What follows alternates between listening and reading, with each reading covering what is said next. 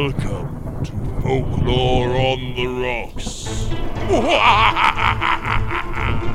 Hello everyone, I'm Logan. I'm Lindsay. And welcome to Folklore on the Rocks. We're really glad we could be back here with you. We're gonna share some modern folklore this time around, and we've got some good stories picked out, isn't that right, Linz? We certainly do. Yeah. But first of all, we wanted to kind of give an announcement. Oh yeah. We have a merch shop. Yes, it's finally up, and it looks so cool. There's really some cool stuff on there. The t-shirts are sweet. I'm really partial to the beach towel. It's kind of random, but it's fun. Yeah. Basically, we did it with the site threadless.com. So the address for the site is just folkloreontherocks.threadless.com. And the sizing is normal threadless sizing. So if you've bought stuff from them before, you'll kind of have a decent idea of what they have. But there's also a sizing chart right on our shop and everything. Basically, we have 3 different designs on there. We have our main normal logo, but without the black and red grungy background. It's just the logo itself. We have our logo, but with blood splatter on it instead of black grunge. And then we have our normal logo, but with black and red grunge behind it so that it kind of can stand out on lighter colors. So the first 2 are available on like blacks, dark grays, and reds. And the last one is on whites and light grays. Something for everybody. Yeah, exactly. It'll kind of give you a variety. You can pick one that you like. If something is there that you want, just let me know and I'll see what I can do. But as for like actual merch stuff, we have shirts, we have tanks, sweatshirts, hoodies, mugs, water bottles, phone cases, and those are just iPhones and Galaxies, but it's a bunch of versions of those. We have some bags, like drawstring ones or beach bags, and then we've got some notebooks and some, like Logan said, beach towels. Yeah, it's really cool that they can put all that together, and it's really neat. Yeah, hopefully it works out fine. If you guys encounter problems, please let me know. But as of now, it's officially launched, which we're really excited about because it's been, a long time coming. Yeah, we've been promising it a little while, and it's taken us a second to get our things together here, but we're getting there. For sure. And with that being said, we also have discounts to the shop for our patrons on Patreon. So if you become a patron, a few of those tiers have a discount to that shop. So if you're interested, maybe check out our Patreon site too and see if that can get you a little bit of a discount. Yeah, we are always looking. It's totally up to you. Yeah, we're always looking for ways to say thank you to our patrons. Really, it's something that we really appreciate. It's such a cool thing to do, to find something to really want to support. And I know that maybe not everyone wants to, or maybe not everyone can, but those that do, we really appreciate it. Absolutely. We really, really do. And so check that out. And then I think now that we've made our official announcement, we can move into our cocktail for tonight. Perfect. Yes. So tonight we kind of have a classic cocktail for you, which is the Old Fashioned. Now, this one is an old favorite of mine. It's one of those ones. My first 2 alcohols that I learned to like were, rum and whiskey. Learned to like. And you have to kind of acquire the tastes. Definitely. And there comes a time in every young man's life that if he's going to go drink in drinking establishments, he's got to know what to order. I think we've all had that dilemma, Yeah. It's hard when you're first drinking. You're this young kid and you're like, let me order this at this place. Yeah. And then you get it and you hate it, And you're like, well, I just spent $10 on this drink that is terrible. Yeah, or you're gonna order something you have no idea how it's made. Then they ask you a bunch of questions about it, and you're like, I don't know. Give me a picture. Yeah, and so the Old Fashioned. That's an early one that I learned to order it first, and I explored it in a couple bars. It's one that, while it's a simple drink, it's easy to do it not quite right. Yes, and people are extremely opinionated about this cocktail. Yeah. Some are exceptional purists, and some kind of like to experiment a little bit. Mm-hmm. But the weird thing is that almost every recipe I find differs in some little way. Yeah. So what's the recipe we're using tonight? So tonight we are using this. We're doing 1 sugar cube. We are doing 2 ounces of rye or bourbon whiskey in general. We're using Maker's Mark, which is a Kentucky bourbon. Easy to find. It's probably in every liquor store. Mm-hmm. It's delicious. Well, not every, but here. We actually have it in Utah. It's amazing. 2 to 3 dashes of Angostura bitters. Some people like to do the original ones. Some people like the orange ones or a combo. Up to you. A splash of water and a garnish, which is an orange peel. So basically, to make this, because it's a little bit of a process. There's a ritual to it. Medium difficulty in the cocktail. Yeah, there is some preparation involved. Yeah, you don't just pour stuff in and stir it and you're good. Basically, so here is, as you say, the ritual. Mm-hmm. So you add your sugar to your glass, usually like an old-fashioned glass. That's what they're for. And then you add in the bitters and then just enough water to kind of wet it down. The water is only there to just help the bitters dissolve the sugar. Kind of open up a little bit, yeah. Mm-hmm. You want to dissolve the sugar in completely. You don't want to just ever dump the sugar into the complete drink. It needs to be there first. Some recipes say to kind of just coat the glass with the sugar mixture, sugar and bitters mixture. If you are using a sugar cube, you're going to want to kind of crush it and then muddle it up into the liquid so that it dissolves. A few people kind of cut corners a little bit just by using simple syrup, which is essentially water and sugar. And water, yeah. That's what it is. An American favorite. So whatever floats your boat, whatever's going to be easiest for you. If you want to do that, if you want to do it the original way, that's fun. It is admittedly fun to crush your sugar cube up. Yeah. Really, if you've got your muddling device from your mojitos, this is a good opportunity to pull out the muddler once again and really get your money's worth with your muddler. Yes. Many things can be muddled in this world. Very true. You just have to be determined and have the right attitude. Exactly. So just kind of experiment with it and see what you like. I mean, at the end of the day, what do you end up with? A whole bunch of whiskey that you've drunk. So all in all, those are the good kind of experiments. A great time. Exactly. And then once you've got your sugar concoction coating your glass, you're going to want to add in a large ice cube or 2. Large is better because they end up melting more slowly. Bonus points nice. if it's formed into something fun. Yes, like a Death Star. There's always cool. Yeah, Yoda makes a very good ice cube if you can get them old form. Yes. I personally have a skull and crossbones tray of ice cubes. Perfect. Which is fun. Probably not great for this drink, but anyway. I was going to say it has like holes in it between the bones and stuff. Yeah, it's a surface area question. It's going to melt way fast. Yeah. But essentially, you put in those ice cubes, then you pour in the whiskey and you stir. You don't want to overstir. And you don't want to understir. Exactly. It's perfect amount just to get that sugar incorporated. Mm-hmm. And then you're going to take the orange peel that you just have used a peeler to peel off the outside of an orange. And you're going to twist it over your glass so that you can get the oil from the orange into your drink. Some people also kind of rub the peel over the rim of the glass, kind of for a little bit of extra flavor if you want, and then just plop it into your drink, and then you are done. Yeah. Some people add cherries as well as a garnish. Do not muddle your cherries. No. It's not going to add much to the drink. It's probably going to make it worse. You just get chewy cherry mess at the bottom. Yeah. Yeah. So that's how you make them. That's how we've made them. Yeah, it was fun. And yeah, what's nice about it is that it's a nice dark colored liquor, concoction that you can walk around at a cocktail party, and it doesn't have it's not a strawberry daiquiri is what I mean to say, but it tastes delicious. People know that you're cool. Yeah, and it tastes good. Yeah. So I mean, it's a win-win, really. Nothing. And it's classic, and like you said, ritualistic, which is fun. It's fun to create something that you then imbibe. Yeah. Right. It's part of a whole ensemble. If your belt matches your shoes and you're holding an old-fashioned, I think you've got some things figured out. Definitely. I think you're right.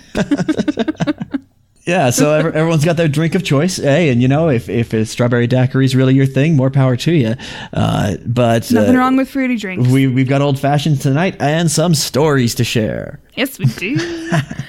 So we have 2 tales for you tonight. The reason why is one is a little bit longer than normal, so you should have the same length of an episode. It's not just that much time of us chatting and chatting away. Mm-hmm. Probably. We don't know, because it hasn't happened yet. Yeah. We'll wait and see. We could be here all night. We'll find out. Yeah.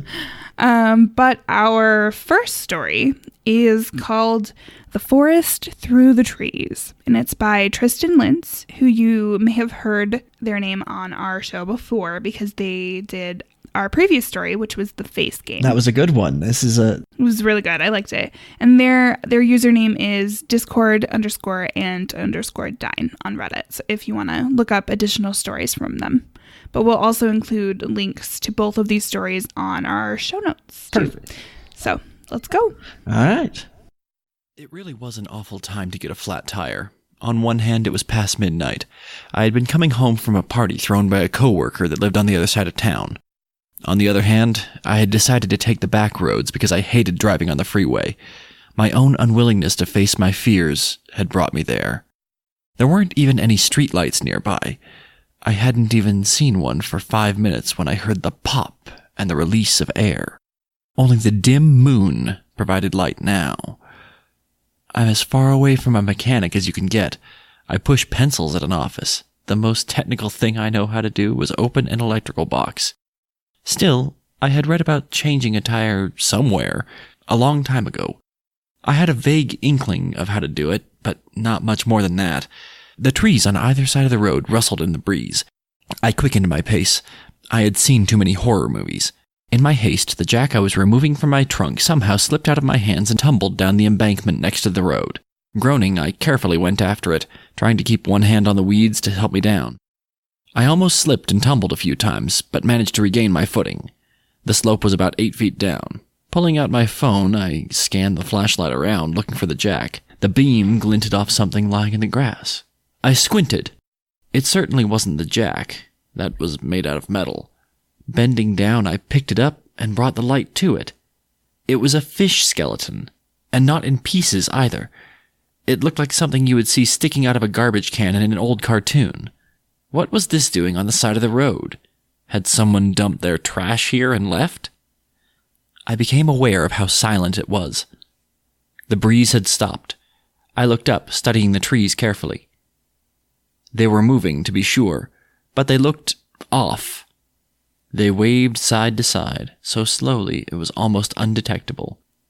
There was something very fluid to their movements, almost as if, beyond the first wall of pines, I noticed a dark shape floating above the trees. It was high off the ground, slipping smoothly between the trunks. They blocked out of my view most of what it was, but I certainly wasn't going to stick around and find out. I turned my back and began frantically combing the grass for the jack. Half of a panicked minute later, my light glinted off of something metal lying in the grass. Scooping it, I whirled around and stopped in my tracks. There, 3 yards off the ground, peeking out from between 2 trees, was a golden fish. It looked at least 10 feet long and 4 or 5 feet wide. Its black, lifeless eyes bore into me. Slipping, I landed on my back in the grass, staring up at the thing dominating the darkness. Then, with one quick flick of its tail, it turned and swam away into the trees again, floating gracefully between the trunks, as if it was underwater. There was a thickness in the air then. It seemed to come out of nowhere, a pressurized, nauseating feeling that wrapped me up in its sickly embrace. I stumbled to my feet and furtively pawed at the grass, trying to get a hold so I could climb back to the embankment and get out of there. Suddenly, a bright light erupted from behind me, casting my shadow out in front. I made one last jump to try to grab a hanging weed near the road, but slipped again and tumbled down the few feet I had climbed. Landing at the bottom, I stared. There was a light floating near the edge of the tree line, bobbing up and down slowly. It was almost blindingly bright. I had to put up my hands in front of my face after a moment of looking at it. Slowly, it began receding into the trees. floating between the trunks, much in the same way that the fish had done earlier. I inexplicably found myself getting to my feet and walking toward the tree line, following it. It was as if I didn't have any control of my body anymore. My mind swayed with the feeling in the air, and as I stumbled dreamily forward, passing the first wall and taking my first step inside, I dropped the jack, but barely registered that I had done so. The light was about 10 feet in front of me, and slowly getting farther away. I picked up my pace, graduating from my clumsy stumbling to a jerky amble. From somewhere below me came squelching noises. Looking down, I saw the ground was muddy, staining my shoes and the cuffs of my pants. I paid little heed as I continued on. I saw the golden fish again, floating high above my head. Its scales gleamed in the moonlight that managed to find its way through the canopy. The deeper I got, the more of them appeared. Fish of every imaginable color floating through the air above me, opening and closing their mouths rhythmically. The pressure in the air got worse, and the squelching had progressed to frequent splashes. There was no mud below now, only water, about a foot deep. It went up to my ankles. The light continued up ahead, although I was gaining on it. A dark shape stuck up ahead momentarily and caught my attention. A wooden rowboat, covered in algae and moss, was beached on a rock outcropping. The wood looked spongy and old. One of the oars was still bolted to the side, cracked and about to fall apart. I slipped on something and fell to my knees, the water now nearly coming up to my chin when I did so. My clothes were soaked, and the cloud covering my mind had only gotten worse. I could now think of nothing but the light. The light drove me forward, kept me going, even as the water rose past my waist. The fish seemed to be getting closer to the water now. They dipped lower, almost swarming towards the rapidly deepening pool below me before coming back up. They also seemed to be forming some sort of circle, rotating in a loose sphere above me as I slogged forward through the water. Up ahead, the light had ceased moving. It floated above the surface, a beacon in the otherwise lightless sea. I had stopped touching the bottom long ago. I was now furtively swimming towards it, hands outstretched. A sharp pain erupted in the back of my head, and I felt something wet running down my neck. I saw a small flow of crimson drifting through the water. I reached up. There was a small chunk of flesh missing from my scalp. Pulling my hand away, it was stained red. I let it wash away in the water as I looked up. The golden fish was circling above me, a halo of red dripping out from around its mouth. Opening again, it dove down toward me with determination. Crying out, I swam to the right, only to feel another sharp pain, this time on my arm. I barely had enough time to see its lifeless black eyes stare into my own before diving back up, taking a piece of my bicep with it. The fish were swarming now, circling above me like vultures watching a dying animal. One after another, they dove down, slipping between the trees like ghosts, only to swim back up with a piece of my flesh and stringy globs of blood. Up ahead, the light suddenly plunged deep into the water. Feeling another bite attack my neck, I saw it illuminate the water as it dove down. Hundreds, no, thousands of picked bodies floated below. Some of them were caught in the branches of submerged trees. Others were tangled in the roots. They were little more than grinning skeletons, bits of cloth and hair still sticking to some of them. Deep in the water below, there was a great rumbling. The fish dove again, a few of them attacking at once. I felt a rushing sensation from down below, and barely had time to swim out of the way before they came up. The massive jaws rushed out of the depths, coming together above the water. The slimy, thick skin of whatever creature lurked below me rose up as the jagged spires of teeth clacked together in one empty bite. It reverberated over the trees, echoing off into the sky above and the water below. With a loud splash like a whale breaching, it disappeared into the darkness below. Something in my mind broke. Turning back, I began swimming quickly in the direction I had come. The fish were much less graceful now, some of them running into the trees as they pursued. Bites rained down on my flesh, leaving gaping holes in their wake. The water behind me was a trail of red, scarlet billowing out as I went. The pressure began to build into an intense headache just as I had felt my foot touch solid ground beneath the water. I tried to cry out in relief, but could only manage a hoarse croak. I flailed, splashing water around me in my desperate attempt to push myself forward. The water was just reaching waist level when it slowly began to rise again. Mumbling curses under my breath, I weakly tried to bat away another fish as it bore down. Open wounds covered my upper torso, stinging in the salty water.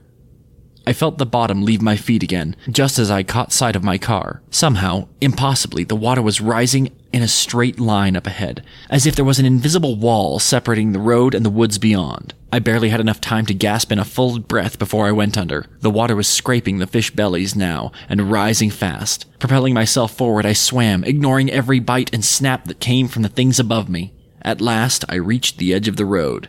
Putting my hands out, my fingers skimmed a wall of water. Something invisible stopped them.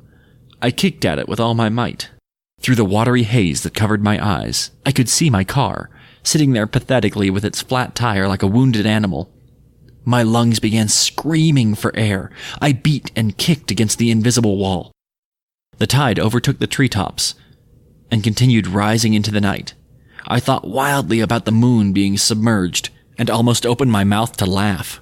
I turned back around. The fish were circling above me, shadowy and grotesque. Suddenly, all at once, they turned and started torpedoing toward me, mouths open and eyes staring blankly. Throwing my hands up, I involuntarily opened my mouth to scream. Water filled my lungs and burned down my throat.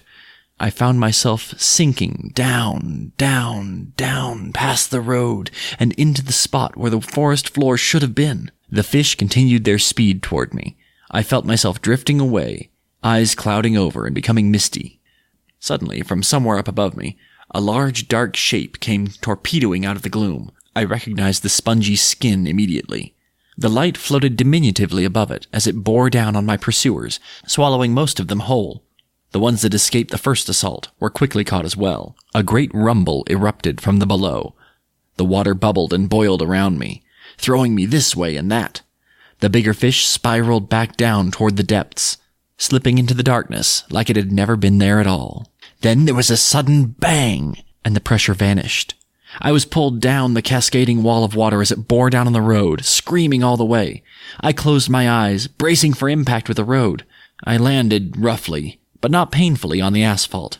Still scared to open my eyes, I felt the water flow around me as it descended, settling down on the road and the trees. I opened my eyes. The wind was whistling through the trees again. The moonlight shone down on the dry landscape, completely devoid of moisture of any kind. I ran to the driver's side mirror and inspected myself. Cuts and welts littered my body, dripping down onto the road below. I felt something welling up in my stomach and coughed, expelling a large amount of water. The pressure returned again, and I swayed, eventually collapsing. Before I slipped off, I thought I heard a low, keening wail. Some hours later, I woke up in the same position. The sun was just rising over the tops of the trees. Groaning, I got to my feet. Stumbling against the car, I spotted the jack lying on the side of the road. Almost as if a switch had been flipped, I walked over. Picking it up, I walked back and changed the tire. I got into my car and started the engine. It whined for a moment before turning over. The welts stung, and my skin felt dry. Right before I drove off, I looked back toward the trees. There was something moving on the forest floor, just beyond the line. I looked back. It was just the wind picking up some debris and nothing more. It wasn't a fin moving among the leaves. It wasn't. Right? And we're back. Yeah, all right. That was a fun journey through the trees, but oh wow. It really was. So it was a really unusual tale. Yeah. I really loved the kind of the fantastical element to all of it, with the fish up in the trees and then the bigger creature, monster fish, down below in the water. Oh yeah, the separation of the two. That just brought back all of our discussion about sharks and the unknown in the depths below in the water. All of the things that I am the most afraid of. Yeah, and that's a very, very scary thing. Because you have somebody on flat ground that is suddenly existing in 3 dimensions. The story, I had to go back and reread it a couple of times because I was just as confused as the protagonist when. Yeah, I can imagine how confused I'd be if that was happening to me. Yeah, there's fish above them, below them. There's something else below them. But really, to me, it felt. It's something you see in a lot of video games when you have to all the way back to the tradition of Super Mario Brothers. The water level, for me, the great example, Earthworm Jim. If you ever took him through the water level, such a scary thing. Yes. Yes, when he goes underwater, nostalgia. it's scary. I love that. I really loved the imagery of the fish. We have that image of them above you in the water and their dead cold eyes. And everything was described so well in this story. Yeah. I loved that the fish were all different colors and everything. So at first they were like a little bit creepy but beautiful, and then they got even creepier. But they never stopped being magical. They were really otherworldly, and that was really a fun thing to incorporate in the story. That suddenly this character finds themselves not in the realm of something else, but in a completely different place, a little pocket of otherworldly conditions. I love the description of suddenly things pressurize and the water sucks up above the normal water level. So I kind of want to talk about that. Yeah. So my theory with this is that the main character kind of fell into another dimension. Totally possible. That's my thought. Yeah. Right. Because with this pop of pressure and then suddenly this whole other world. And then we hit the end where he's up against, this wall of water and can't get to his car that's just sitting right there. He has to kind of force his way out of it. And all of that to me is that's a dream state thing. That so either he wasn't conscious or in a very dreamlike reality pocket. Yeah, like the one that Bigfoot lives in. Yeah. but boy, the description of the fish tearing and then swimming away, that's such a fish thing to do. Fish are they're beautiful, but when they eat they're kind of assholes. They munch and then they fuck off. They'll take a bite and then they'll act like they never took a bite. It's true, and then come back for more and then leave again. Yeah, but it's so true. I have to say it's really funny. When I was listening to you read this story, I'm sitting there and I'm like, I have this not this exact situation, but the very beginning of this story where he first sees this golden fish in the forest, right?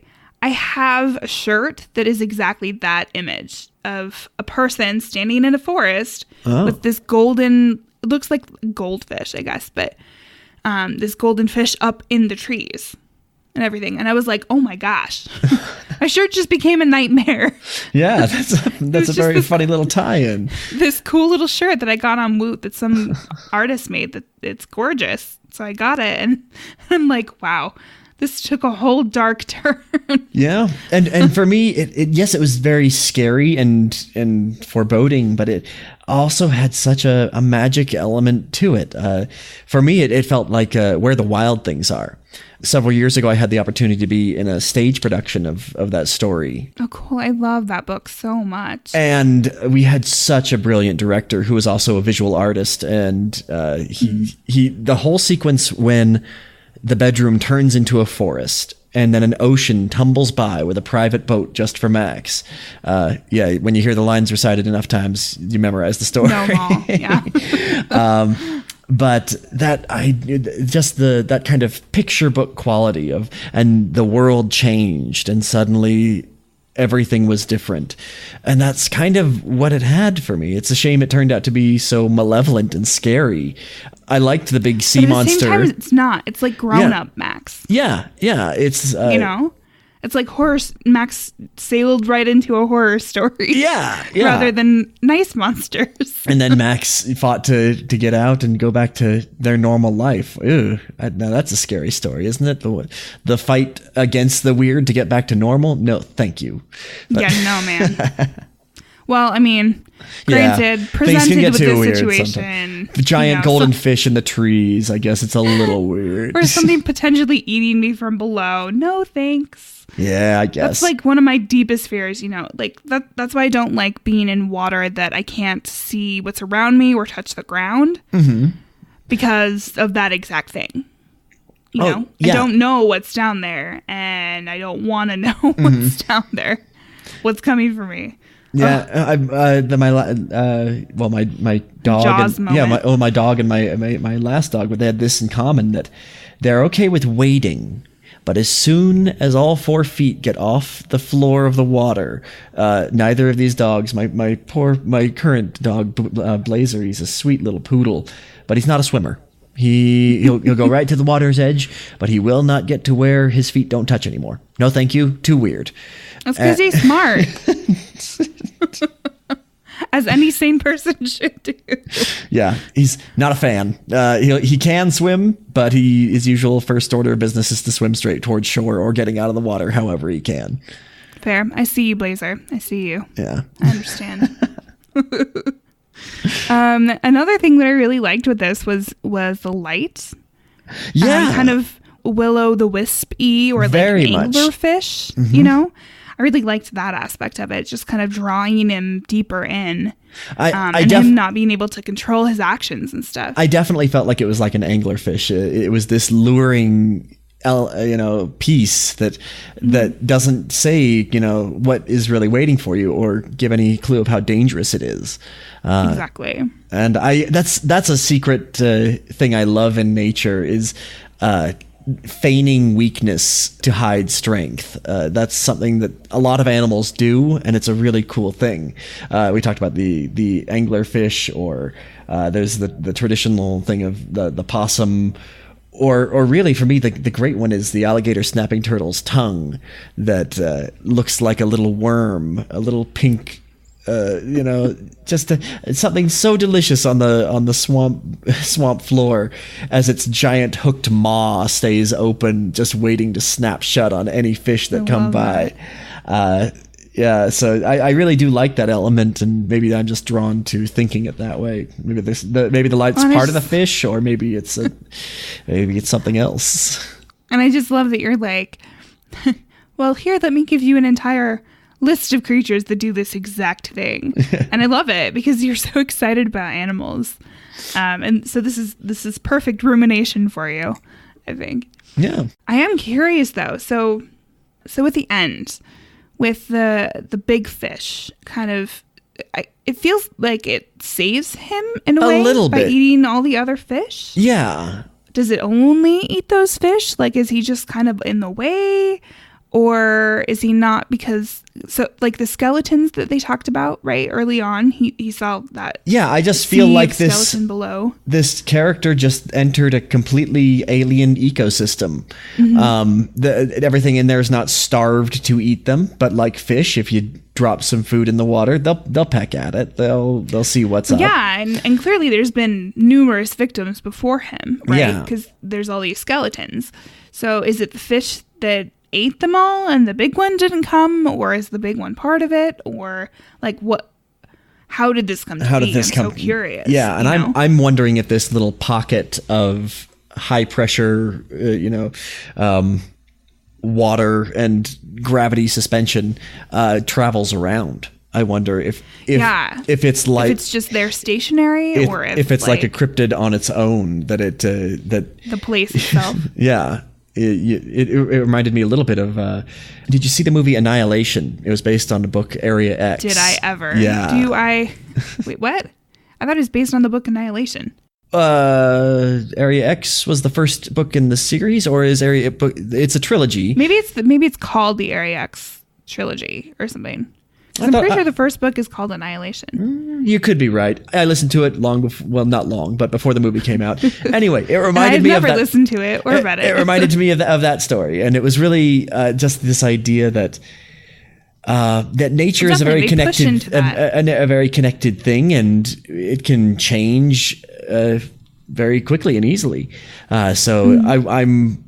I started to imagine maybe there was like a scientific element or another dimension. It felt a little bit like Stranger Things for a second. In the woods, everything seems normal, much so. But if you look closer, there's this door to somewhere else.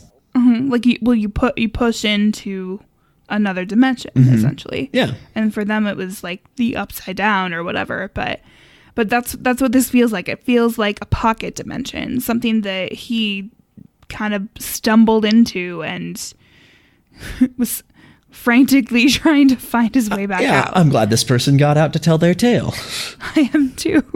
I have to say that when the description of like the scarlet blood just flowing behind him in the water as he's swimming past, I was like, if there are sharks in this, I am out.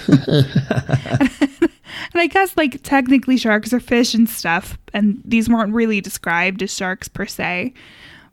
But I was like, no, because I'm so afraid of sharks. I mean, they are beautiful creatures, and I love to learn about them. But I am scared as hell when it comes to things that can eat me. Yeah, and this all reminded me of a D&D creature. That's a classic D&D creature. You stumble upon this creature. What do you do? Yeah, the boulette, and some people will call it boulet, but it's got two T's at the end and an E, so I prefer to say boulette. But it's essentially a land shark. It's a quadruped the size of a big angry rhino, and it swims around and burrows and eats whatever it finds. And that's kind of the feel I got, that just the ease of movement that comes with a creature that is adapted to exist in kind of a three-dimensional environment. And suddenly you're tossed into that world where it can move completely freely and you are still limited by gravity and the way that we get around as humans. It's a huge disadvantage where it's not even close to the same playing field. Oh, for sure. We are 100% out of our element. Yeah. You know, we are immediately struggling to survive for more than a few minutes below the surface, right? Yeah. Mm-hmm. And they can survive indefinitely, assuming they're moving with some of the species. Not all sharks have to move, but I digress.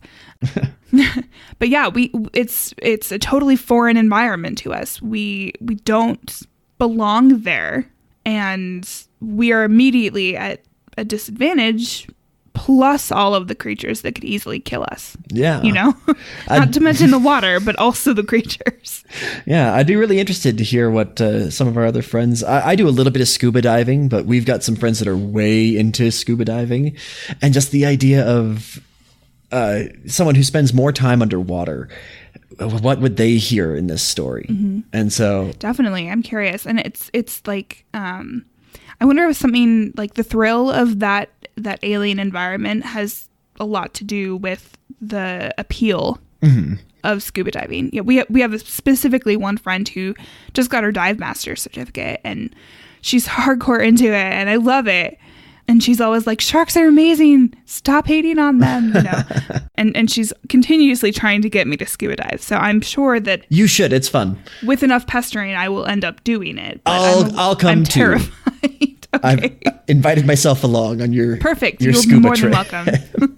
But yeah, I snorkeled before, and it was really cool. But it was in like a crescent-shaped island, so I could look behind me and know nothing was there, and look in front of me and know that nothing was there. Oh, so in those specific conditions, Lindsay was exactly. All right. Okay. I was surprisingly fine. I really thought I wasn't gonna be, and I was. So, for whatever that's worth, we'll see what happens in the future. But yeah, so I think that was a really good story. We really appreciate you sending that in to us, Tristan. Yeah, thank you for sharing it. It's a fun one, and it was a fun one to kind of see how you as a writer kind of change perspectives and so the elements you carry forward in your storytelling. So nice work. Absolutely, yes. So now we are going to move into our promo for this week. It is for our friends over at Paranonsense Broadcasting Station. So this is Zarek and Rob, and they cover like a variety of paranormal and weird subjects. So like some of the things that they've talked about before have been the Mad Gasser, Roswell, the Black Dahlia, Nostradamus, and they've recently started a cryptid showdown series, which might interest you guys. Basically, they take two different cryptids and kind of toss them in a ring and talk about, you know, who will prevail, essentially. Oh, now I'm going to have to listen on that because it's pretty fun. Yeah. It's perfect if you like the show because obviously you probably have some interest in cryptids. So. We would hope so. But they are loads of fun. We highly recommend them, and we will play their promo for you now. Yeah. Hey, what's up, everyone? My name is Eric. My name is Rob. And we're the hosts of the Paranonsense Broadcasting Station. A show where we talk about all things paranormal, conspiracy, or nonsense alike. You can find us on Twitter and Instagram at Paranonsenses. That's Paranonsenses. And we have a Facebook page. And also we have an email, paranonsenses@gmail.com. You can also find us on iTunes, Google Play Music, Spotify. Our hosting site is Podbean. So tell people to listen. And you will like us. All right, bye. Peace.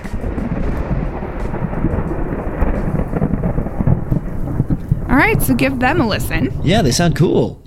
Yeah. All right, we are headed into our next tale. However, this story is longer than usual for us. Yeah, we already talked about the length of it, and I hope you're settled in. It's a good story, but there are a couple of things you should know before we get rolling with it. Yeah, it deals with some heavy stuff. So we kind of wanted to give a content/trigger warning. It involves attempted rape and death. So if you don't want to listen, that's absolutely fine. We completely understand. Like I said, there is not another story after it, so you can turn the episode off if you'd like. We get it. Yeah. But that being said, it is a really, really good story, like Logan said. So that's why we want to share it with you. The story is called Girls Best Friends, and it is by Caitlin McGlynn, and her username on Reddit is Psyche Morrigan. Yeah. So here we go. My mom runs an animal shelter. I was there all the time as a kid, playing with the dogs and the cats. That's how I first met Boo and, in a way, Ginny. I was playing with the cats when I heard my mother talking to someone. I ran, excited to see, since I knew she was showing people dogs to adopt. "Alicia," my mom said brightly, "this is the Wheelers. I think you and their little girl Ginny go to school together." She gestured to the family standing behind her. There was a short, stocky man, a woman with light blonde hair, and a little girl with strawberry blonde hair holding the woman's hand. She was staring at the cages where the dogs were. She turned her head to look at me, and I recognized her. She was really shy and kind of weird, always playing alone at recess, never really talking. When Ginny saw me, she looked down at the floor and mumbled, "Hi." "Hi," I said awkwardly. "The Wheelers are going to adopt a dog. Do you want to help them find one?" my mom asked me. "Sure," I said happily. I might be a little weirded out by Ginny, but I loved seeing dogs and cats getting adopted into loving families. We were walking for a little while. Ginny's parents sometimes would ask about a certain dog, but they never asked to see it more closely. Ginny just looked in the cages, not saying anything, until we got to a certain cage. Ginny suddenly stopped walking. She stared into a cage with an interest she didn't have before. At first, I didn't see what she was looking at. Then I spotted a scrawny black puppy curled up in one of the corners of the cage. The puppy looked at us with fearful eyes. "What's that dog's name?" she asked softly. "Oh, that's Boo," my mom answered. "We found him in an old house. Poor thing was alone." My mom, seeing the interest written on Ginny's face, asked, "Would you like to see him?" Ginny nodded shyly. My mother picked up Boo and brought him over to the rest of us. He really was a weird-looking puppy. His fur was all black, and his ears were far too big for his head. What I didn't notice until I got close to him was his eyes. They were very light brown, almost orange, and it looked strange when paired with his dark fur. Boo was softly whimpering. Ginny's eyes widened in concern. "Is he okay?" "Yeah," I said. "He's just nervous. You have to let him get used to you." Mom sat Boo on the ground. He continued to whimper, but he didn't try to run away. Ginny slowly crouched down, and I soon followed suit. "Why is he named Boo?" Ginny's dad asked. There was a character in To Kill a Mockingbird named Boo Radley, who lived in an old house and never came out of it. We thought it'd be cute to name him that since the puppy seemed to be born in that old house on Wilson Street and never left it. We still don't know what happened to his mother or siblings, my mother replied. Boo had calmed down and was now looking at us, still very cautious of us. Ginny slowly reached out her hand. Boo backed away at first. I was going to call him back when Ginny began talking. "It's okay," I won't hurt you." She said it so softly that I almost couldn't hear her. "I get scared when I meet new people, too. It's mostly okay in the end." Boo looked up at her, and with some hesitation came back closer. Ginny gently patted him on the top of his head, her fingers just brushing the top of his head. Boo sniffed her hand and began licking it. Ginny giggled. I think it was the first time I ever heard her laugh. She started really petting him, and Boo seemed to enjoy it. Our parents, who were distracted by their own conversation, heard Ginny's laugh. "So, is this the dog you want, Ginny?" Mrs. Wheeler asked. Ginny nodded and had the biggest smile on her face. "Absolutely. He's perfect." Ever since that day, Ginny and Boo were utterly inseparable. Whenever I went to the local park, I would see Ginny playing with Boo. If she wasn't doing that, she was walking him or even laying down while reading a book, resting her head on his body. It wasn't very hard. My mom had thought he was a German Shepherd mix, and he clearly was. It was also clear his other parent must have been a fairly large dog, considering how big he was. By the time we were in middle school, Boo was taller than most little kids. Boo was a weird dog in general. From what I saw, he was always able to follow any order or direction that Ginny gave him. It didn't really faze me at first. German Shepherds are usually very smart and extremely easy to train. That's why they're so often used as police or military dogs. It's just some of Boo's behavior could be strange. For example, when I was in 7th grade, I went to the park with my friend Jake to hang out. I admit I had a little crush on him. I don't know why, considering what a jerk he could be. While there, we noticed Ginny sitting under a tree while reading a book. Boo was of course with her, resting his head on her lap. "Geez, guess she's weird out of school, too," Jake said. Yeah, I felt a little bad, but Ginny couldn't hear, and it wasn't like I was going to say it to her face. She's the only person I know who likes to be alone. Well, except for the dog. I looked back at Ginny, and I jumped just a little. Ginny was still engrossed in her book, but Boo was now staring at me and Jake. I thought he was going to look around or rest his head on Ginny's lap again. However, he just kept staring at us. Looks like we pissed off the dog. Jake seemed completely at ease under Boo's glare. Maybe if we go over and mess with her, the dog will be the one to tell us off. I was going to roll my eyes when suddenly I heard loud barking. I turned my head back to the tree, and there was Boo, still looking at us, up on his feet, barking with vigor. Ginny seemed surprised by Boo's outburst and was trying to calm him down. Boo continued to bark, his eyes never once straying from us. Ginny eventually just led Boo away from the park. Jake and I were a bit perplexed by this, but didn't think much of it. However, for the next 2 years, whenever Jake or I would see Boo, he would glare at us, assuming dogs are capable of that, and would bark if either of us approached Ginny. Me and Ginny weren't really friends. Ginny wasn't really friends with anyone. No one was ever mean to her face at least, but she seemed to be more at ease and talkative when interacting with teachers than with other students. Maybe that's why a teacher agreed to drive her home after she got a nasty sprain while in gym class. We lived in a very small town, and Ginny's house was so close to the high school that she could walk to it. After a call to her mother, the teacher said she would gladly drive Ginny home. The teacher needed someone to walk Ginny out of the school while she got her keys. I volunteered to do so. I want to say I did it because my mom always taught me to help people out, but I would be lying if I said cutting class wasn't an incentive to help her.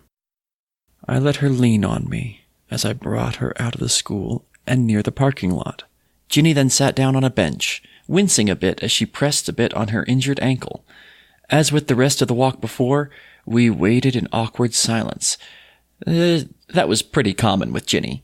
"Why can't your parents pick you up?" I was so desperate to end the silence that I blurted that out. I immediately regretted it because it sounded so rude. Ginny looked like she was surprised I talked to her. Then she looked down, avoiding eye contact. This was also very common for Ginny. "My mom and dad both work during the day," Ginny mumbled. "They work a lot in general, not that I mind or anything." She added that part quickly as if she was embarrassed. The awkward silence dragged on for a couple more seconds. I considered just telling Ginny I was going back to class and leaving. The teacher was going to come back any minute now anyway. Ginny wouldn't care. She clearly was as uncomfortable with this as I was. Before I could speak, though, I heard barking. To my shock, Boo bounded down the parking lot, tail wagging. Ginny's entire face lit up. "Boo!" Boo came up to Ginny, Ginny happily petted him. She seemed so much more alive than she had been. She giggled as Boo licked her face, and it reminded me of the day that Ginny and Boo first met. An old question sprung up in my mind. Wait, why? I was baffled at how Boo was able to find the high school, never mind how he knew Ginny was in this exact area, at this exact time. Ginny was very relaxed about the situation, and almost seemed amused at my confession. Boo always knows when I need help, and he always comes to me. Although he shouldn't have come here. You could have gotten hurt on the way here. She said that last part to Boo, in a tone that one might use for young children. Boo barked, still more happy to be with his owner than heeding anything she might say. Boo then turned briefly to give me one of his now signature weirdly cold looks. He went back to comforting his owner. I saw an opportunity to finally ask a question I've been dying to ask. Ginny?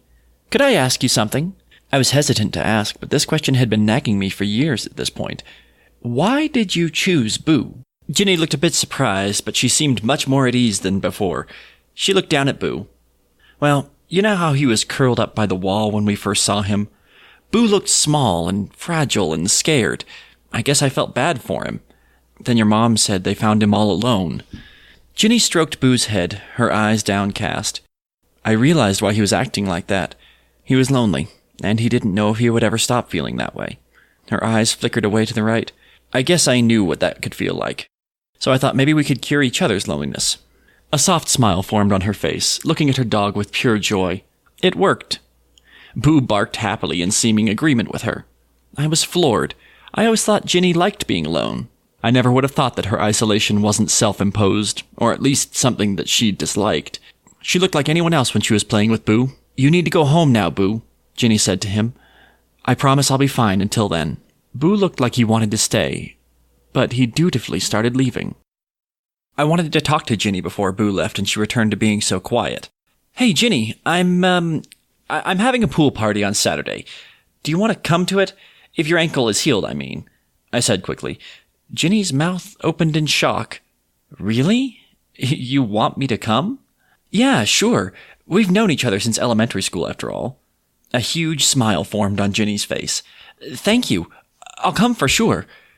I smiled. It felt nice to make someone else feel so happy. Then I noticed Boo was still there. He was looking at me, but his stare lacked the normal intensity it had. Boo looked almost like he was studying me. Ginny noticed me staring at him and turned to him. Boo, you have to go! She made a movement with her arm, shooing him away. Boo somewhat reluctantly left. A few seconds later, the teacher came and drove Ginny home. After that, me and Ginny became friends. Not close or anything, but it was still something. Ginny was a good friend. It's just sometimes I can't help but think if Ginny and I never became friends, maybe what happened that day wouldn't have occurred. The year after Ginny and I became friends, I was taking my little brother trick-or-treating. Jake came with us because he had nothing better to do. My crush on him had waned over the years, but I still remained friends with him regardless. Big mistake. We got to Ginny's house. Ginny was sitting on the lawn chair with Boo by her side. She was dressed in a long blue skirt and had a flower in her hair. Boo had a novelty shark costume on. Ginny happily gave my brother some candy. I told him he could go over next door while I talked to Ginny. Ginny smiled when she saw me, and Boo even started wagging his tail. Ever since the day Ginny and I became friends, Boo has been far more friendly to me. I gave Boo a pat on the head. Wow, Boo the shark is on the loose, Ginny chuckled. Yeah, my dad found it at PetSmart. I dressed up like a mermaid to match, but I don't think I did a very good job. I think you look great, said Jake. Ginny and I both turned to him in surprise. Even after Ginny became my friend, he continued to maintain his Ginny is a weirdo stance. Boo stopped wagging his tail and began looking at Jake with a stern stare. Just as Jake had never changed his opinion of Ginny, Boo had never changed how he acted around Jake. You know, me and Alicia are going to a party later at Mallory's place. You can come if you want. Jake was acting way too nice. This should have set off alarm bells, but I was just happy he was being nice to Ginny. I don't know, I mean, I'm not good at parties. Ginny looked down.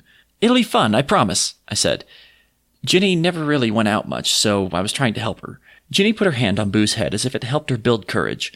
Okay, I'll ask my parents if I can go. They said yes. They shouldn't have. Mallory's party was going great. Everyone was having fun. Ginny came a bit later than everyone else. She stayed close to me and didn't really talk to anyone else. She was just starting to open up a little when Jake showed up, 2 drinks in his hand. He handed one to me and one to Ginny. Ginny wrinkled her nose when she took a sip of her drink. I didn't drink mine at first. We all started to go to Mallory's backyard and hear a local band made up of kids from our school. I figured Ginny was behind me. I was talking to some of my other friends when I took a sip out of my drink. I immediately spit it out. I thought it was apple cider, but upon tasting it I realized it was another drink they were serving at the party. Beer. I also remembered that Ginny had been given a cup of this also. I knew she never drank beer before, so she might not even know she was drinking it. I frantically scanned the yard for her, but couldn't see her anywhere. My blood ran cold when I realized I couldn't see Jake anywhere either. My friends tried to ask me what was wrong. I was already running toward the door. I entered the house and made my way to the living room, where I at last saw Ginny. I was about to call out Ginny's name when I heard 2 voices arguing with each other. "Let me go," a feminine voice said. It was clearly Ginny's voice. She might have been trying to yell, but her words were slurred and she sounded disoriented. "Come on, it'll be fun," a male responded. It was definitely Jake. I ran into the living room to see Ginny and Jake standing near the top of the stairs. Jake was holding Ginny's wrist. Ginny was swaying a bit. She looked down and called out, "Alicia!" "Go away, Alicia. It's not a big deal." From the tone of his voice, I think Jake was a little drunk too. "Let go of her." I began climbing the stairs, eventually getting to the top. Jake had backed up quite a bit. He was still holding Ginny's wrist. "Boo. I want boo," Ginny slurred. I began to wonder if he actually put anything in that drink he gave Ginny. "Will you shut up?" he said to Ginny. Jake then turned to me. "Come on, Al. I was just going to make the freak do some embarrassing stuff and post it online. It's going to be funny." "No, it won't," I said. "Let her go." Jake was about to respond when noises started coming from the front door. It sounded like scratching on the door. Then loud barking and growling. "What the hell?" Jake asked. I almost had to agree with him. "Boo!" Ginny happily yelled. I started towards them. The barking only got louder. Jake saw what I was doing. I guess he started to get angry at us for ruining his fun. "Fine. Take the freak." Jake then shoved Ginny toward me. He shoved her so hard that she flew right past me and into the wall. She was right by the stairs. Ginny tried to regain her balance, but she was drunk and scared, and it all happened so fast. Too fast. Ginny slipped and fell down the stairs. Within seconds, she was lying at the foot of the stairs. She was completely motionless. "Ginny!" I yelled. I quickly made my way down the stairs.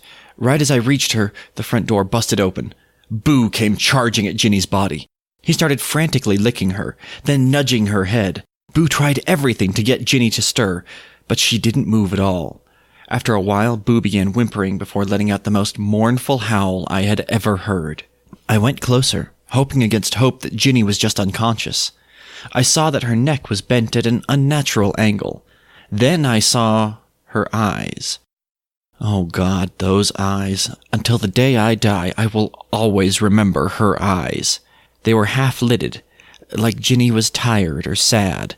But the eyes themselves told the truth. They were completely devoid of any kind of light, just staring into nothingness. The rest of the night was a blur. I remember the police coming. They had to pull Boo off Ginny's body because he wouldn't leave her. I do remember Jake pulling me aside and begging me not to tell anyone what really led to Ginny's death. "It was a mistake," he said, then began blackmailing me. "Do you really want other people to know you brought her here?" That got me. My parents were already going to be so disappointed I was at a party with alcohol. I couldn't take the looks people would give me if they knew I was involved. Besides, I didn't want Ginny's parents to know just how frightened she had been in her last moments. So I just said Ginny just slipped on her own. They might find alcohol in her system if they did an autopsy, but they probably weren't going to have one, and if they did, everyone would just think she tried it on her own. I was bad the first few days. I wouldn't leave my room. My parents thought it was just grief, but it was more the intense guilt I was feeling. It also was the image of Ginny's dead body in my mind. I would see it every time I closed my eyes. This only got worse after Ginny's funeral. My parents told me I didn't have to go to it. I didn't feel the same way. I felt I at least owed Ginny that. I was doing surprisingly well at the funeral, all things considered. This all changed when I saw Ginny in the casket. She had a pretty dress. With her eyes closed, Ginny almost looked like she was sleeping. But as soon as I saw her, I flashed back to the terrible sight of her body laying on the ground. Her empty eyes. I ran out of the funeral home. I desperately tried to catch my breath. The chilly fall air filled my lungs. After calming down, I felt like someone was watching me. I looked around and saw him. Boo, sitting across the street. His light brown eyes bore into me. I began to back away. Boo started to growl. I was about to go back inside when I heard the door open. I turned to see Ginny's mother peek her head out. "Alicia, what are you doing out here?" she asked. "I was, getting some fresh air." It sounded so stupid I almost cringed. Mrs. Wheeler's expression softened. "I understand. I know, you and Ginny weren't that close, but she really does appreciate your friendship. Did appreciate your friendship. Just being near her was filling me with such an intense sense of anxiety. Now I had to see her grief firsthand. I betrayed Ginny in death. I was still doing it now, lying by omission to her mother. At her funeral, no less. It made me want to throw up. I quickly tried to change the subject to anything else. "I saw Boo just now. He must have gotten out." Again, I immediately realized what a mistake I had made. Boo was Ginny's shadow. Of course, Ginny was going to be brought up again. For all I knew, her parents brought Boo here to let him say goodbye or something. Mrs. Wheeler began frantically looking around when I said that. "Where?" He's over there." I turned to point to where I saw Boo. He had seemingly vanished into thin air. Where'd he go?" "Oh no." Mrs. Wheeler looked devastated. "Boo ran off the night Ginny..." She couldn't bear to say it. "I'm sorry," I said awkwardly. I just didn't know what else to say without spilling everything out. "That dog meant the world to Ginny," Mrs. Wheeler said quietly. "He was at least a living part of her." I could hear her voice shake. "Now that's gone too." It was obvious she was about to break down. "I should have comforted her, or got someone, or something. I just ran away, like the coward I was. I ran all the way back to my house. My parents were right. I shouldn't have gone." I eventually went back to school. The school had a moment of silence for Ginny. The atmosphere around the school felt somber for the first few days.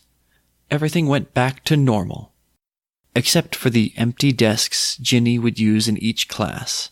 I started skipping classes that I used to have with Ginny just so I didn't have to see them. The desks weren't the only reminder I had to avoid in school. Jake constantly tried to talk to me.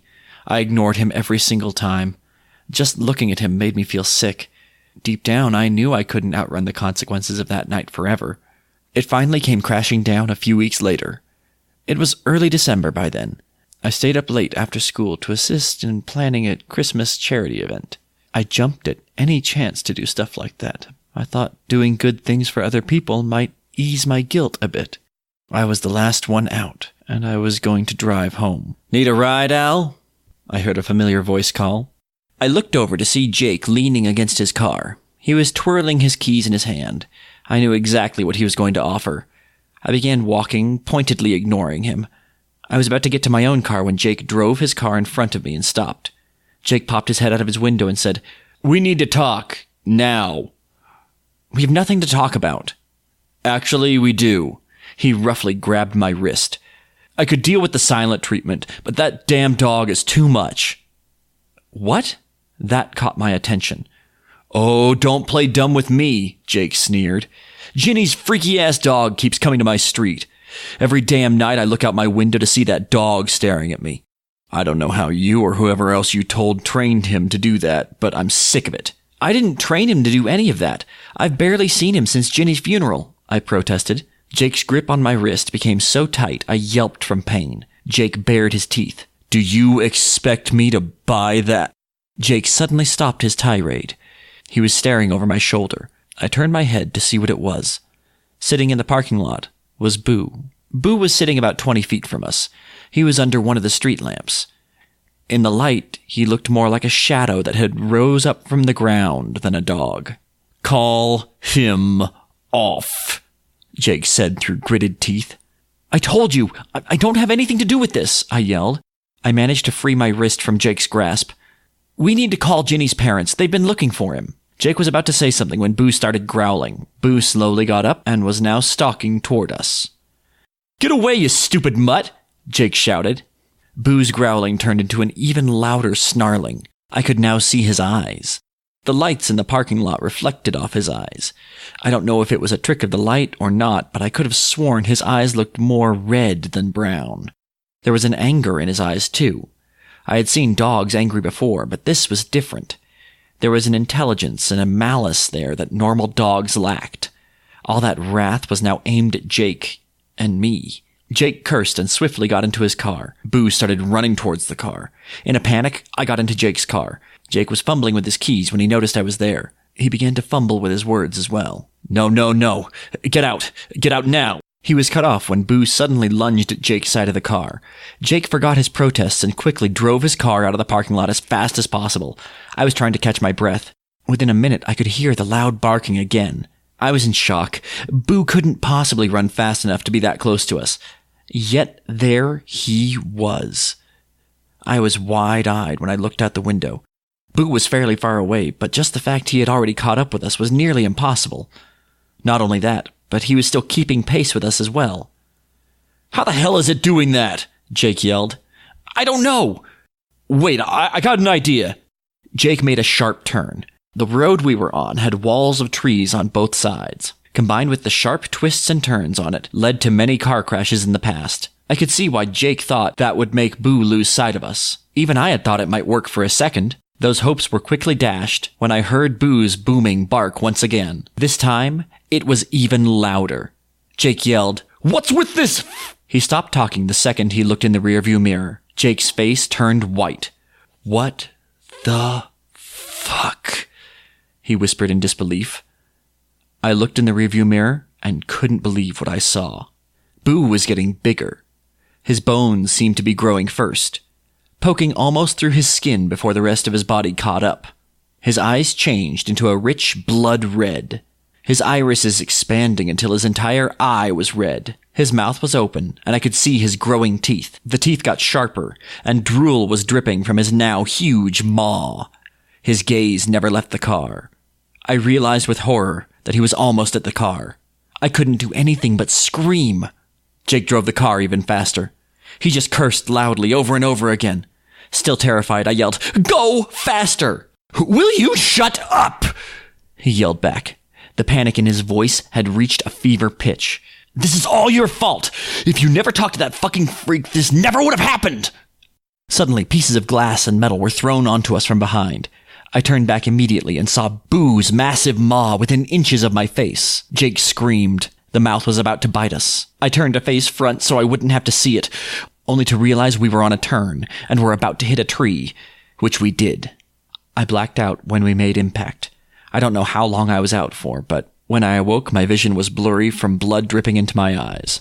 On instinct, I wiped it away. I soon became aware of the intense pain I was in. My legs were pinned by the dashboard. "Help!" I yelled. I looked around to see if anyone heard my cries. I almost wish I didn't look. For one thing, I could now tell the car had been flipped onto its side, possibly because Jake tried to turn too late. The worst part was what I could see through the cracked windshield. I spotted Jake's body. I could only see his back, but I could see he was not moving. Even worse, I could see the blood staining his clothes and the grass near him. I could just tell he was gone. After I processed what I saw, I began to cry. I had known both Ginny and Jake since elementary school, and now I had seen both their corpses. I heard shuffling outside the window. Boo's feet came into view. It appeared he was no longer in that huge demonic form he took on before. It didn't matter, though. I knew what was coming next. I also knew this was my last chance to make peace with him and myself. "I'm sorry. I should have said what happened to Ginny. I was a coward." A sob tore through the back of my throat. I should have been a better friend to her. Everything was going black. I was sure I was going to die. I fell into unconsciousness, and I thought I would never wake up again. I remember being awoken by the feeling of something or someone pulling me. I opened my eyes to find myself on the ground next to the car. The blue and red lights of an ambulance covered the area around. Right before the paramedics got to me, I saw the faint silhouettes of Boo and a person, a girl in a long skirt. I had to stay in the hospital for a couple weeks. I still go to physical therapy every week. I came clean about what really happened to Ginny. People were angry at me. More for speaking ill of the now dead Jake. He was horrifically mangled by the crash, or by Boo. I never told anyone about what I thought I saw that night he died. People wouldn't have believed me anyway. I did feel bad about how he died, but the truth needed to come out. I'm just sad someone else had to die before I had the courage to come forward. Ginny's parents never found Boo. My mom told me they had recently adopted another dog. In Ginny's memory, they apparently said. I'm glad. I think Ginny would have liked that. As for me, I'm trying to move on with my life. Sometimes when I'm walking by the park, I think I see a girl with strawberry blonde hair playing with a large black dog just out of the corner of my eye. Whenever I try to get a good look, though, they always disappear. Yeah, so let's start to unpack that. There was a lot to that. A lot to unpack for sure. Yeah, I really, for one, I'd like to start with some of the comments that were on the original Reddit thread. There were some that said, "Oh, that was a whole roller coaster of emotions. That should have been a movie." I think that's and absolutely true. Yeah, really, that it was a really complete story that followed this whole journey and really built these characters to be pretty real people. Well, and I like that you're left, as you should be, with the feeling of that Ginny's avenged, really. Yeah, and that's as dark as everything is, and so much death. But puppers are our friends. Yeah, we love them, and they take care of us. We don't deserve them. Yeah. Clearly, Boo is not a regular pupper. No, but he's a good boy. He's a very good boy. and I really like, I guess the first thing to touch on would really be how amazing animals are for emotional support. Oh, yeah. The way that Ginny just immediately latched right onto Boo and used him as, an emotional support animal. Like, she was able to be talkative and less shy and less lonely whenever he was around. And that's value I've seen in many different people that I know. They have their own animals, and that connection that you have with something that loves you unconditionally and would do anything for you is amazing. You feel loved, you feel safe, you feel stronger, you feel braver, just for having a companion. For me specifically, it's a dog, but I know that for anybody out there, there's a companion or an animal that matches your lifestyle and what you really need. But really, just the idea of having somebody who thinks you are really cool and really whatever you're doing, that's the cool thing to do.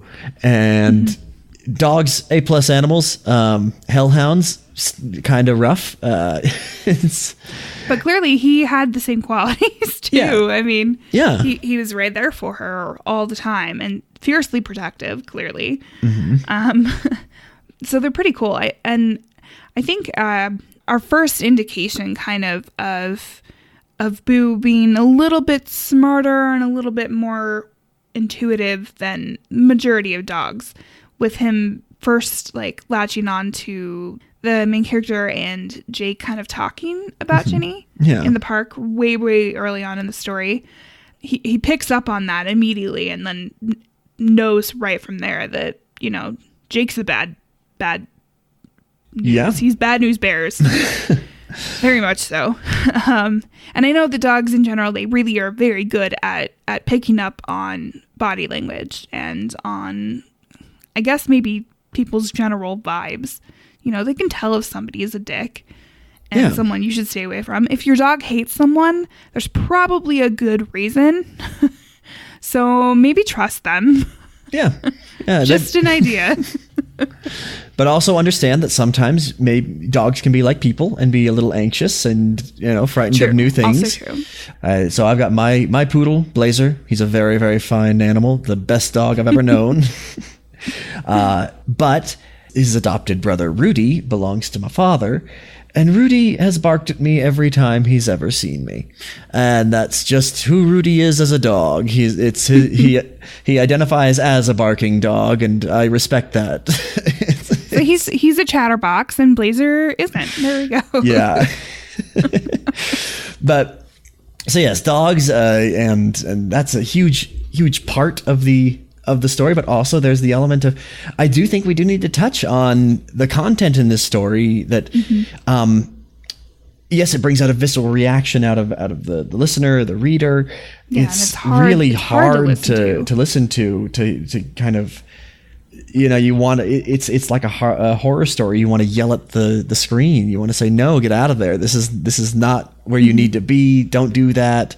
And I'm really glad that the main character was there and like consistently saying, no, stop it. This isn't okay, which is what anyone should do in that situation. Yeah. Maybe more so, obviously, and, definitely tell the truth after the fact. That's a big deal. But I'm glad that it didn't go as far as it could have in that regard, except for the fact that, she ended up dying. Yeah.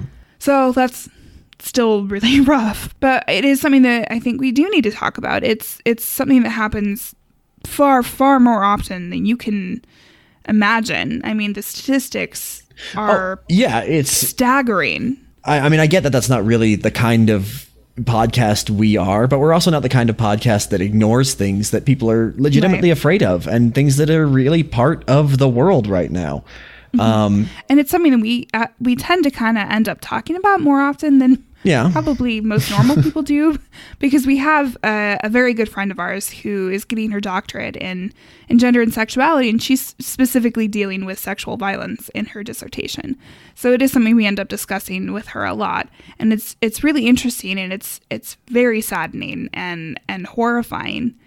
But it needs to be talked about, because if stuff isn't out there and we don't talk about it, it becomes like the stigma just continues, and the situations will end up happening. Yeah, and really, let's look at these the two characters. I know they're fictional, but the situation kind of arose because they were not as educated as they could have been about what happens, warning signs of behavior. I hate to say it, but securing your way out and knowing who your friends are a little better. That's part of the world. They're teenagers, right? So there's very little that they have been in this, a party with alcohol before. That's a new thing to these characters. And obviously that's the thing that she was the most afraid of coming out, was that she was at a party with alcohol and everything. But, had she sat down with her parents and had they talked about the situation, maybe that's a thing that she would have been like, all right, I know what is okay and I know what's not okay, and this is not okay. Kind of weighing her options better instead of taking kind of the cowardly way out and saving her own ass over, getting a guy being prosecuted, essentially. And really it's that feeling of isolation, kind of the other side of the coin. So Ginny was a character that was isolated kind of by her own nature or by circumstance, and found companionship in Boo, the main character. When they went from being kind of popular to more isolated, their situation got so much worse. And I do think that is something that can be kind of looked at in this story. This is the note of isolation, and how having someone else to be a sounding board for ideas, or someone to understand, or even an animal that you feel understands you, and just that really kind of helps to avoid bad decisions from being made, I guess. Yeah, definitely. And I mean, she clearly trusted the main character, and she, by extension, trusted Jake when he extends this invitation with clearly bad intentions, right?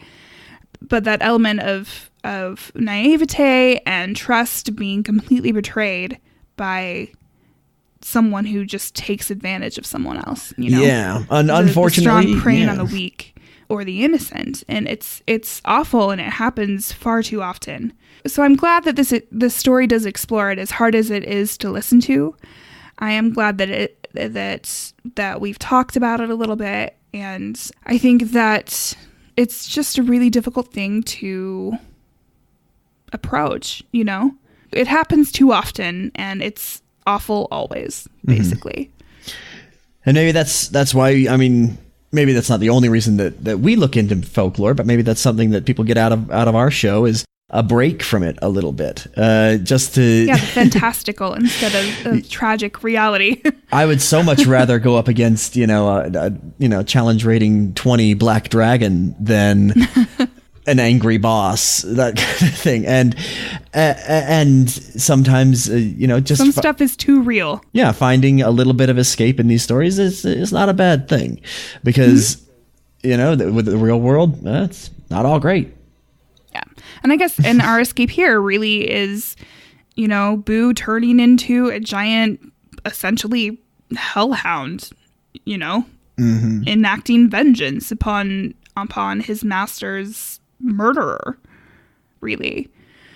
So I think that's great. We've talked about that. I don't want to go too much further in. We're happy to have discussions with you guys if you want to talk about it with us online. That's fantastic. Send us an email or find us on Twitter or something, and we're happy to chat about it with you guys.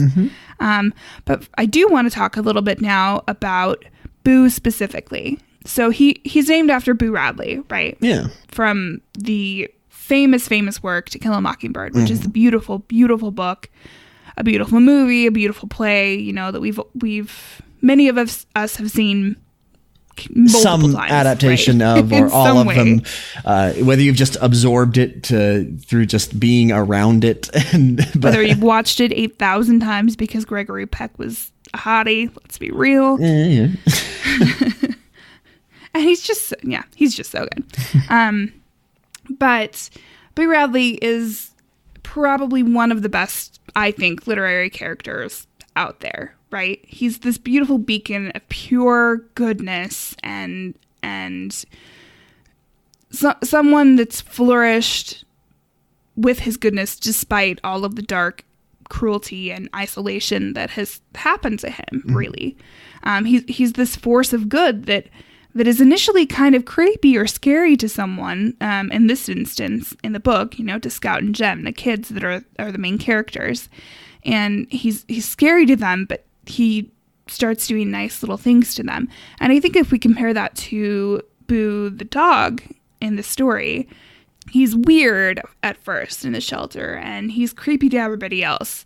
And he's a little frightening. He's a little scary to some people, but he is fiercely protective. He helps out with Ginny and her loneliness and being able to cope with that.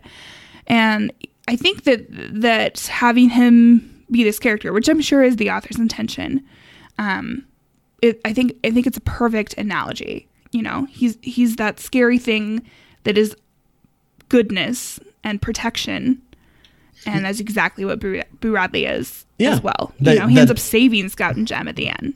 That it's not part of the appearance of being threatening or helpful. It's about actions. And I do think that you're onto something with that. And I often thought while reading the story or thinking back on it that if the story had been a little different, if characters had been friendly to Ginny, if she had more friends or something like that, what would Boo's behavior have been? We saw a lot of examples of his behavior towards characters that act negatively towards Ginny. How does he ever really warm up to anybody but Ginny? Does he like to see her flourish? He seemed to tolerate the main character once he kind of identified that she wasn't really a threat, And then I don't know. But really, anybody who's owned an animal knows that that's what they do. They have to warm up to you for a little bit and see that you're part of the pack and that you're not going to steal the food and run. Well, question. I mean, would he even have been in Ginny's life had she been a different type of person either? I agree. I don't think she would have been drawn to it. She wouldn't have picked him out, So that's kind of a thing to talk about there too, people finding each other in ways when they need to, in situations that they need to. And I really, really liked the imagery at the end, kind of where she sees a girl in a flower dress, which is gotta be Ginny, right? Yeah. And I really love that she's still with the pup, I wonder if kind of getting back at Jake was her unfinished business or something. Yeah. As a ghost of some sort. Yeah, like he seems earlier we talked a little bit about the Patronus that they had in Harry Potter, the protective animal spirit that kind of Her Patronus is a hellhound. Yeah. Well, I feel like there was definitely a bond made there, and part of this supernatural creature's, skill set is this supernatural bond. I'm thinking now too, like this just occurred to me, but like with black dogs in supernatural lore, I guess there's many different kinds of black dogs, like the Barghest or Black Shuck. A lot of them come from the UK area, but they're usually portents of something to come, something bad is coming, or some protects others. So there's a lot of imagery that goes right along with that too. Black dogs specifically are very, very much present in supernatural lore. And a pretty solid Led Zeppelin song. Yes, that too.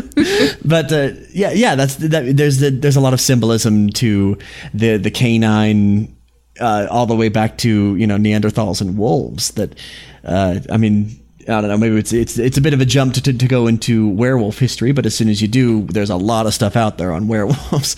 Yes. And it's when we're in direct competition with something, it becomes an antagonist in our world, as humans, I mean.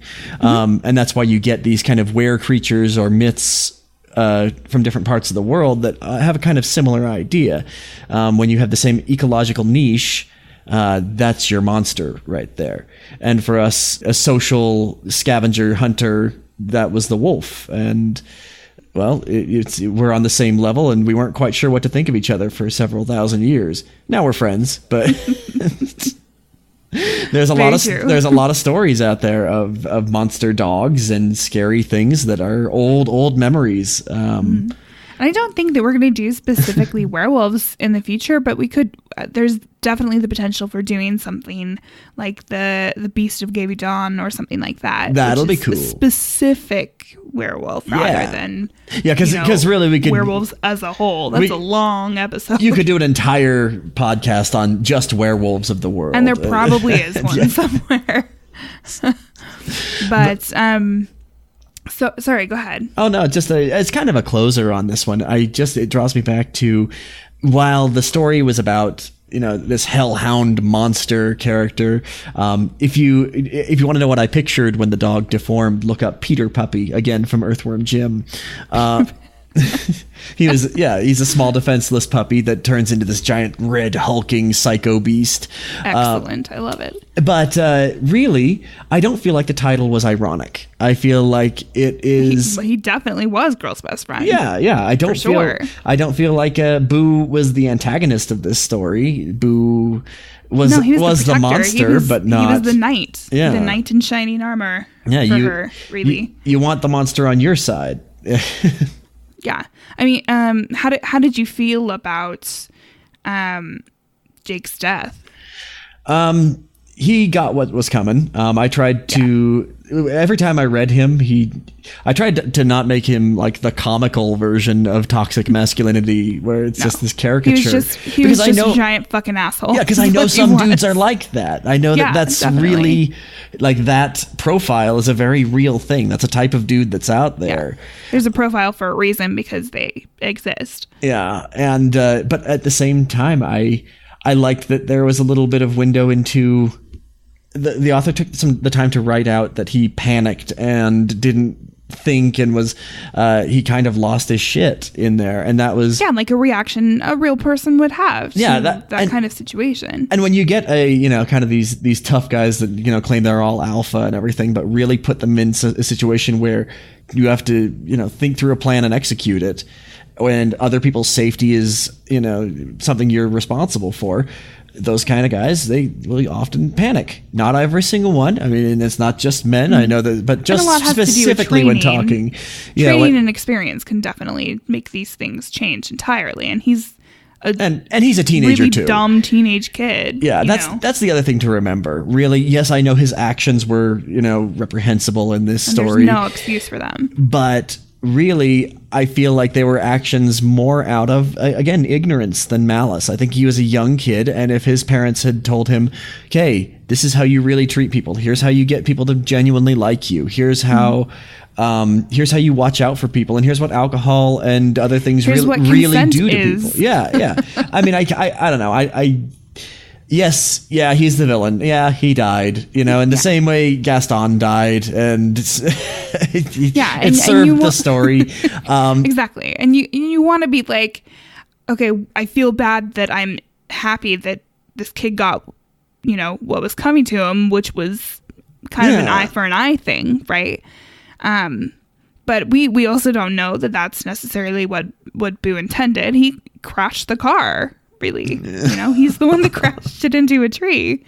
He was being attacked, granted, but that's just what happened, So who knows if it was an accident, but regardless, I mean, it felt very karmic, and it's a story, so you can kind of push yourself out a little bit further and feel less, I guess, bad that somebody is dead.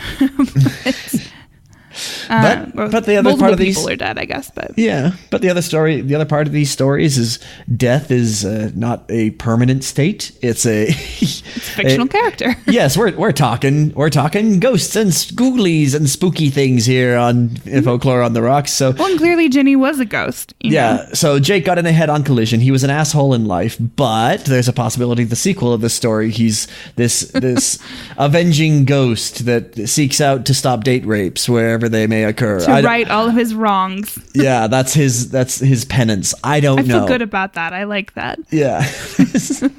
The Lost I would be sequel. fine with this happening. I'll just imagine that this is how this continued on. Yeah, and I like that. I don't know really if there is a redemption story for Jake if he had survived. This is he's a shitty dude and did some shitty things. No, and he may have continued to do shitty things because he clearly didn't. He didn't get. The main character didn't come clean until after he was dead. Yeah, and I do think it was hard to read. Yeah, and I feel pretty good, kind of closing it on that note. That really, that's the big problem in this. If the character had just the main character had just really felt comfortable speaking up and really saying, this is wrong, this is not what needs to happen. She's my friend. I'm going to get us both out of here. Whether in the moment or after the fact, that is always the right choice. Absolutely. And I think it's a good way to imagine yourself. Like, it's hard to know what you do in any type of situation that is anywhere near like this kind of thing. Yeah. It's hard to know, right? But I think it's a good reminder to kind of just cement it into your brain to not be that person. Yeah. Really, the people who stand on the sidelines. Well, we all know what happens. You can make up any simile, metaphor, or idiom for it, but it's don't be that person is what we mean to say. Exactly. I mean, you listen to like true crime podcasts and stuff of so many things, so many bad things could have been prevented or stopped. Yeah, we know you. We know you wander off to those true crime podcasts. I do all the time. I love them. No, I'm just talking to the listeners, but you too, Lindsay. You guys, I'm sure. True crime is such a huge chunk of the podcasting world for that exact reason, And I hope that it's teaching us all to not be the person that doesn't say anything, and then there's a cold case for 30 years that doesn't get solved until DNA profiling gets into the limelight.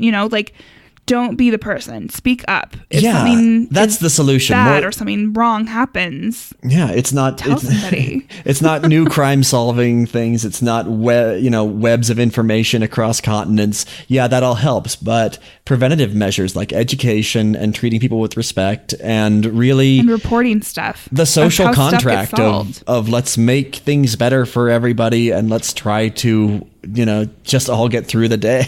Yeah. Basically, don't be a dick and don't be a coward. Be excellent to each other. Be excellent to each other. Absolutely. Okay, I feel that we are going to step down from our soapboxes now. Yep, thanks for hanging out with us for that. It's a difficult thing to talk about, and here's something that we can kind of I think transition on with. So let's place Boo in our alignment system. Okay.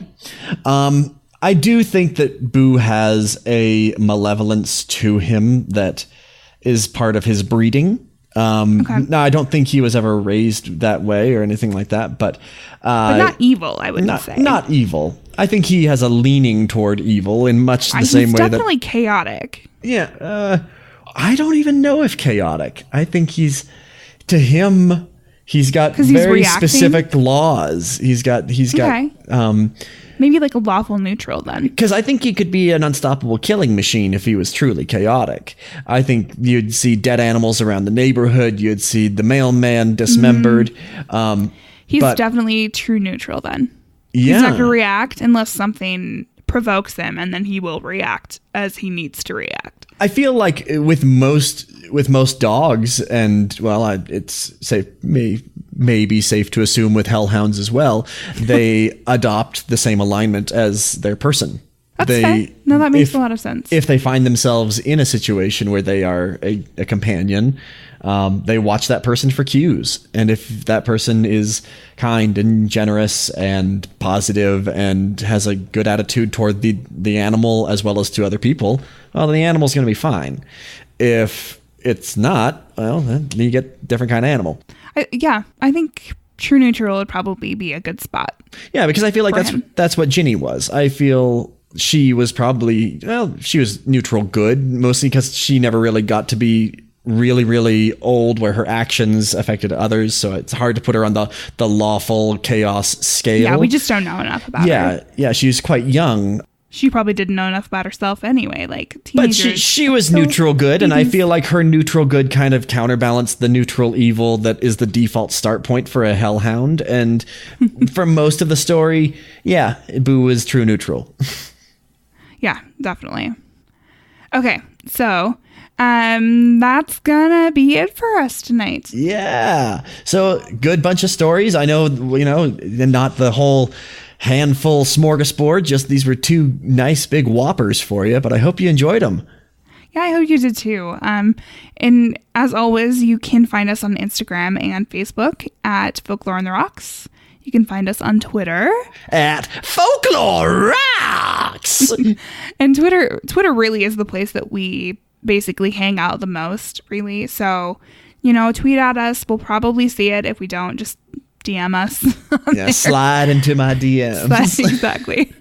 But we also have, as always, pictures, notes, sources on folkloreontherocks.com, our site. And if you want links to these stories, if you want to know more about the people that wrote them, definitely check out the show notes because that will be there. Just a reminder, we are still doing free stickers. If you write us a review and send in a screenshot to us, you want a sticker. You know you want one. They're really cool. They're vinyl, so they'll stick anywhere. They're just basically our logo, a square that's our logo. It's super cool. And they come in a fancy little envelope with a wax stamp, so you want that. Mm-hmm. And getting mail is great. Let's be real. It's a lost art. It's like a present. And finally, something that's not from Amazon Prime. Exactly. Or bills. Yeah. That's all I get in the mail. Yeah.